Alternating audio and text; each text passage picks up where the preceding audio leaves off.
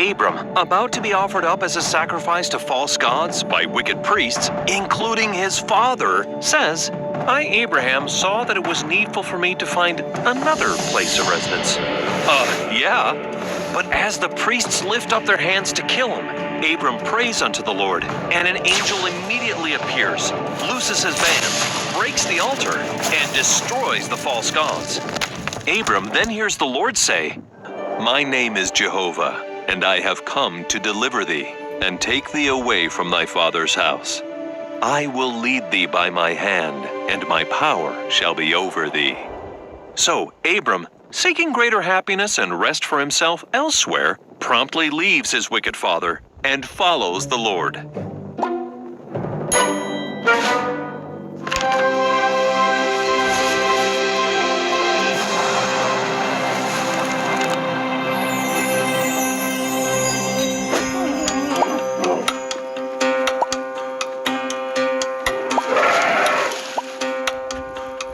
After leaving his wicked father's house, Abram seeks knowledge and a priesthood ordination from an authorized source, which leads him to Melchizedek, the keeper of the Lord's storehouse, to whom he pays tithing. Melchizedek blesses Abram, ordains him to the priesthood, and teaches him about the priesthood and Jesus Christ. Now, as a youth, Melchizedek had such great faith in God that he drew upon God's power to pacify savage lions and put out uncontrollable fires. As an adult, Melchizedek is a righteous man of faith who worships the true and living God and is an ordained high priest. In fact, he is the prophet king of Salem, where he establishes righteousness and peace. Another cool fact is that Salem eventually becomes just like the city of Enoch and is translated and taken up into heaven. Because Melchizedek is such an exceptionally righteous high priest, the Lord's high priesthood is commonly called after his name, the Melchizedek priesthood. So, armed with priesthood power received through Melchizedek, Abram marries a very righteous and beautiful woman named Sarai. Together, they faithfully and obediently try to do everything the Lord commands them to do. Because of this, the Lord makes a covenant with Abram and Sarai and gives them the new names of Abraham and Sarah to signify this covenant. God promises to give Abraham the land of Canaan, that his posterity will be as numerous as the stars in the sky, and that all the families of the earth will be blessed through his posterity. Now, we know a covenant is an agreement between two people who promise to do something for each other. And this great promise is called the Abrahamic covenant, which, in a nutshell, means that God promises to be our God, and we promise to be his people.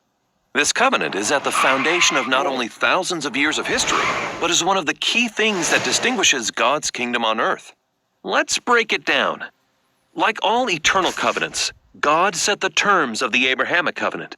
Our side of the covenant starts with being baptized and adopted into the family of Abraham.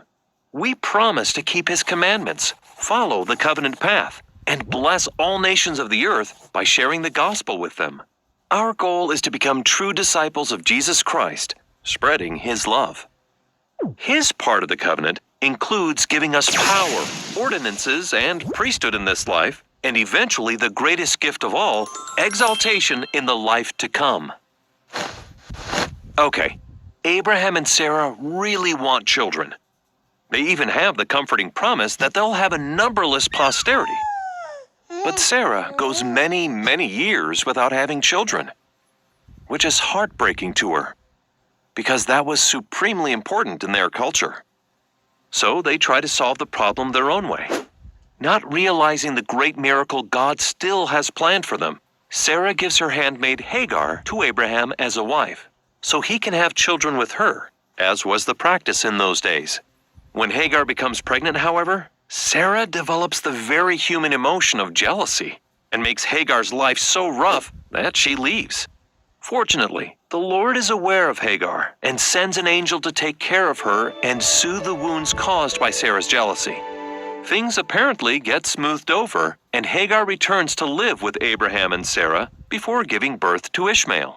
Ultimately, things didn't work out for Hagar and Ishmael living with Abraham, but the angel of the Lord continues to watch over them, and God blesses Ishmael. Today, Ishmael is considered the father of many people living in the Middle East.